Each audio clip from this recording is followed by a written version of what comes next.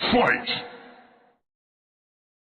All right. What is going on, everybody? Welcome back to Fighting with Numbers, episode 39. Almost a big 4-0. We getting old. By the way, someone mentioned Fighting with Numbers sounded like it was like a podcast about someone who struggles with math, and that isn't far from the truth. I'm just making that math work here, but it does sound like a math podcast. This is not a math podcast, though. This is a UFC betting podcast, predictive modeling the UFC. And that model, it didn't do great last week, but it didn't go bad. Last week, the model went 2-2-1 at UFC Winnipeg. And look, on the surface, 2-2-1, that doesn't sound like a great week. But here's the context with that, especially if you read the Substack, if you listen to the podcast. We only had one play in tier 1 territory. There's a tier 1 underdog, live dog scenario. Just one. I had one bet the whole card. The card was lean. It had, its position on every fight we modeled. They just weren't strong ones. And we treated it that way. We lost the sole bet. It was an underdog bet. It is what it is. 0-1 for my night. Oh, well. It hurts, but it doesn't hurt that bad, really. But the model's doing exactly what it's supposed to do. It's steering us away from bad bets, steering us toward the direction of potential good bets. And we just do the best we can from there. It's not manufacturing plays out of thin air just because there's a fight on, right? So it is what it is. It was a lean fight anyways. I know most of you weren't really plugged into that fight night. Let's face it, some of us were watching WrestleMania. So it is what it is, which was also not a great fight night. Now, overall, the model sits 47, 20, and 4 on the year. I have fixed those draws and cancellations. We're now matched up on what my record says and what my potential web app says. That's still 70.15%. We're still north of 70, still in great shape. And all transparency, the last 2 years, if you've been around, if you've sat around for a while, 2024, 2025, the model ended right around 65%. So I've still been expecting a slight regression in the model. These are the type of weeks that could produce that too. These lean cards, lean data, not the strongest fight cards. We may not have a lot of plays, and that's what the tier system's been helping me with this year. It's just identifying those spots where I just stay away, because it's okay to lose those in the model. We just don't want to lose them from the bankroll. This week, the UFC's back at the Apex, hooray, for UFC Vegas 116. The main event features former bantamweight champion Aljamain Sterling in his new home at featherweight, trying to hold off a hungry contender with serious momentum behind him in Youssef Zalal. Only 2 fights on the breakdown today. There's just not a lot of strong positions from the model, and I don't want to ramble just for the sake of telling you I don't have a bet on something. I want to give you what I got. So I want to be upfront with you. This might be a week where the bankroll stays in pocket. At least most of it does. We'll talk about that more at the end. Also, I'll talk about a little bit of an announcement regarding the web app at the end of the podcast. But first, let's get into the card. Your weekly reminder that I am Rob Moreno, a.k.a. Bobby Knuckles, a.k.a. The Robbio. Guess where you can find me on social? Yes, at The Robbio. Across most social media platforms. Thank you for those who have reached out already. I love connecting with you guys and making new friends. It's quite a community. Let's face it, the gambling space usually is a toxic one. The UFC MMA fan base community is usually kind of rocky as well. It's nice to find a happy medium for both and find people with like-minded goals and trajectories here in the gambling MMA space. So shout out to all you guys. And a reminder, full model breakdowns and written reports will be live at the Substack, fightnumbers.substack.com. I may have to update that information for the next podcast. You'll see what I mean at the end of the pod. Episode 39, UFC Vegas 116 preview. Let's go. For those of you that noticed that I got some new glasses, thank you. I appreciate it. I'm just kidding. I doubt anyone has noticed. Anyways, here we go. 2 fighters on an actual hot streak. We get 2 fighters on a hot streak instead of one not and one hot. Both have eyes on gold in this division. This one has actual real implications. It's a nice thing to say. We got Norma Dumont versus Joselyne Edwards, La Pantera. Norma Dumont's last loss dates all the way back to 2022, a defeat to Macy Chiasson. That also came with a weight miss. She's had a few weight misses in her UFC career. But since then, 6 straight wins for Norma Dumont. Most recently, a victory over Ketlen Vieira in November. She's been one of the more consistent fighters in the division over the last 3 years, and the record is backing that up. Joselyne Edwards, La Pantera, I just like saying that, comes in on a 4-fight win streak of her own. She's also got a couple of weight misses on her resume, so hey, they have that in common. So there's some symmetry there, but she's been active and she's been winning. That's always the important part. Physically, Edwards holds a 3-inch reach advantage at 70 inches. That's a tool she can use to keep this fight at range if she chooses. The XR percentage gap is meaningful here. Norma at 68%, Joselyne Edwards at 56%. Dumont is the more consistent round winner, and the stats underneath that number will explain why. Edwards is the finisher in this matchup. 2 submission wins, 2 knockout wins in the UFC, and she's never been stopped in the UFC. Norma, on the other hand, has 0 finishes in the UFC and been knocked out once, so the finishing picture does favor Joselyne Edwards there. But in a women's fight, usually it's not the strongest metric we measure by. The striking metrics favor Norma Dumont. Norma lands 3.89 significant strikes per minute with a 1.77 differential. She is genuinely difficult to hit, absorbing only 2.12 significant strikes per minute, and her 74% head strike defense is excellent. You're not finding her clean very often in the stand-up game. Edwards lands more volume at 4.61 significant strikes per minute with a 1.37 differential. Also solid, also efficient, but she does absorb a slightly higher rate, 3.24. That isn't bad, though. She does hold a 63% head strike defense. So both are good defenders, but Dumont is the cleaner one. The grappling, it kind of mirrors the overall picture. Norma holds a 56% control rate of clinch and ground time, 17 takedowns, 57% takedown accuracy. Efficient. It's efficient on the mat. Joselyne Edwards sits at 40% control rate, 14 takedowns at 40%, and she has spent 31% of her time being controlled on the ground. That last number is worth noting. Norma's ground control could be where she accumulates rounds here. Both women have respectable takedown defenses. In a lot of ways, these fighters mirror each other. Similar tools, similar styles, just Norma executing at a slightly higher level across the board. And the model, it confirms it. Norma Dumont, 63.43% win probability. And here's where we pump the brakes on the betting slip. We're not going all gas, no brakes. We're just going brakes right now. Her odds have climbed all the way up to minus 250. That implies roughly 71% win probability. The model has her at 63%. The juice is just bearing any kind of edge here. It's much closer fight than what the odds are implying. Honestly, the edge wasn't overwhelming to begin with. Earlier in the week, I checked, and it was minus 210. I especially don't like it at minus 250. The only play worth exploring, if I'm being honest, would be Norma Dumont by decision, which I've seen offshore in faraway places around minus 160. We'll see what happens when it becomes available here in Vegas. They don't become available until like Thursday, Friday sometimes. So if and when that prop becomes available locally here in Las Vegas and it's a reasonable number, it's worth a look given the way this fight figures to play out. But the money line, not a chance at minus 250. Dumont is the model's official prediction, but she is not a bet at this price. As you can see, tier 5, bad favorite. And here we go. Let's do the main event. Let's do this thing.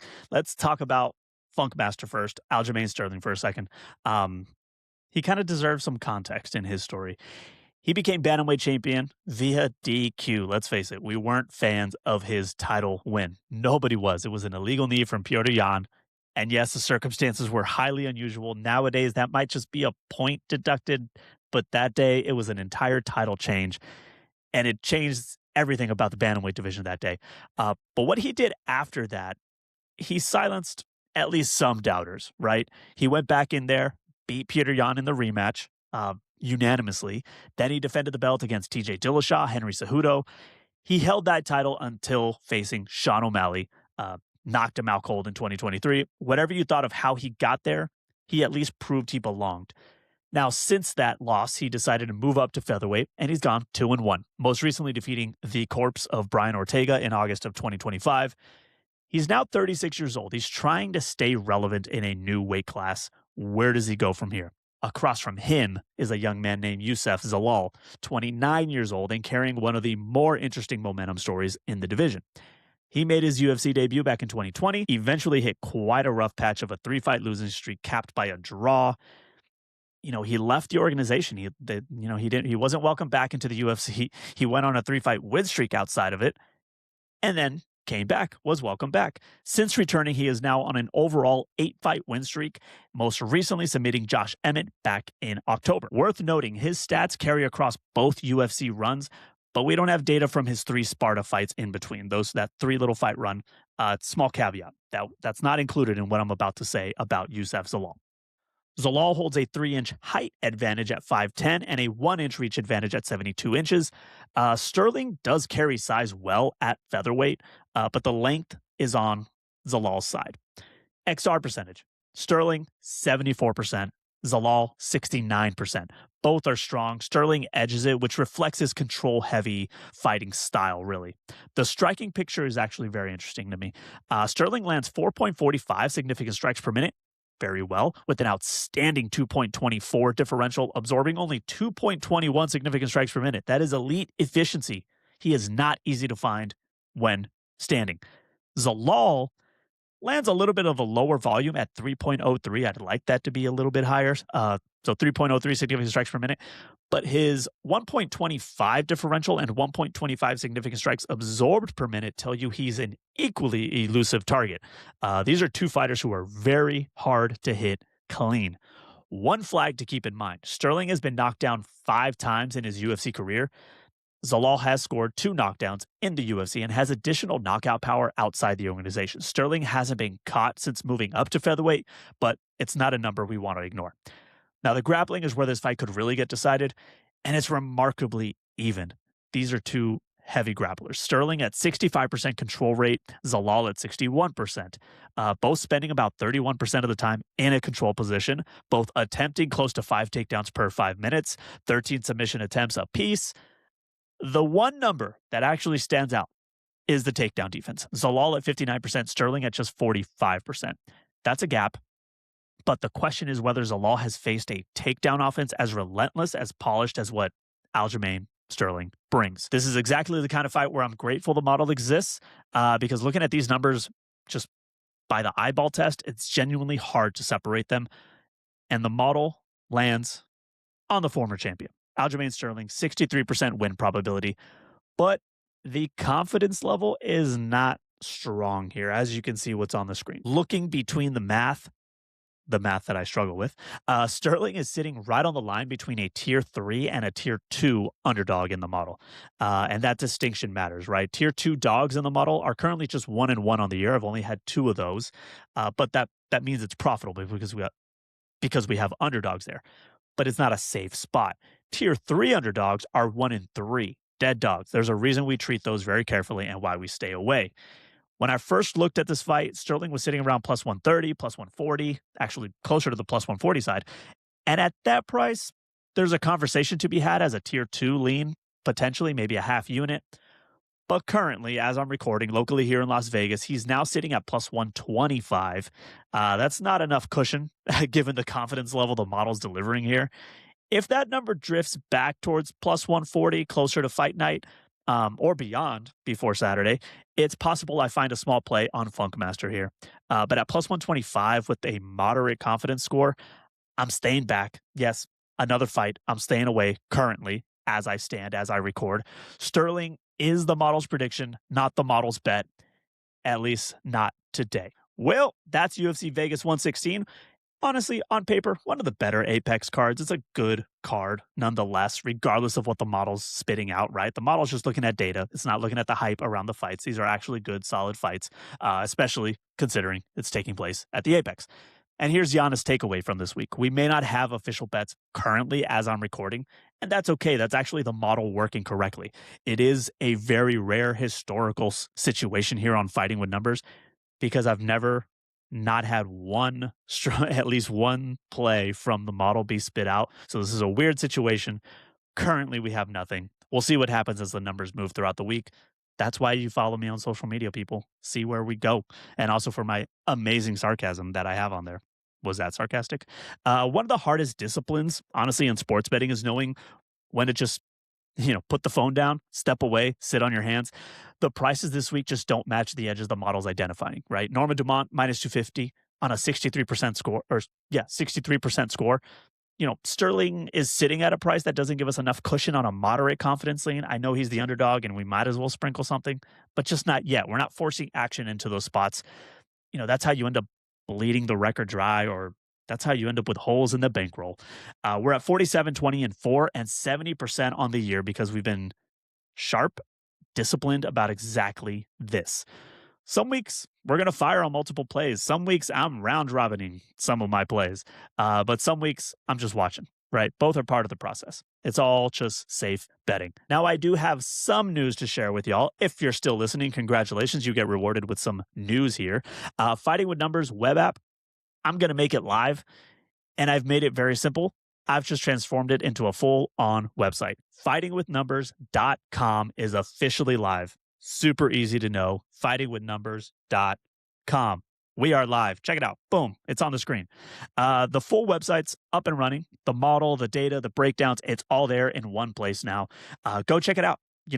Poke around. Let me know what you think. Maybe there's more I should put on there. Maybe there's less. Maybe you don't want the picture on me that's in the About section. That's fine. I probably won't take that down. I like that picture of myself. We're still building and improving, but this is a big step for the show and for the brand. I'm genuinely excited about where it's headed. So thank you, y'all, for, just telling me to keep going, and who like the content and who like the Substack. It can all now be focused and reached at fightingwithnumbers.com. I'm going to say it over and over. You'll hear it all the time, but guess what? You'll know about it. As always, find me on Twitter and X and Instagram, even TikTok. I will remember one day to open that app. At the Rabio, you know the name. Full written breakdowns every week at fightnumbers.substack.com, but can now be easily accessed at fightingwithnumbers.com. And remember, catch me on First Strike. We are back this week.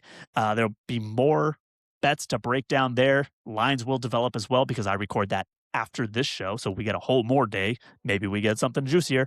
But if you're enjoying the show, thank you. Subscribe, leave a rating, share an episode with a friend or with an enemy. I don't care. Share it. Just share it out there in the world. As long as they're a fight fan, of course. I also don't really hate whatever you send them. Now, it helps more than you know when you do that. When you like it, when you subscribe, when you share an episode. It helps a lot more than you realize. It helps this get going, get growing. So we're trying to build this out the right way. I appreciate all of you for tuning in, and don't forget to check out fightingwithnumbers.com. But thank you for checking out this episode. Catch y'all next time. Perfect.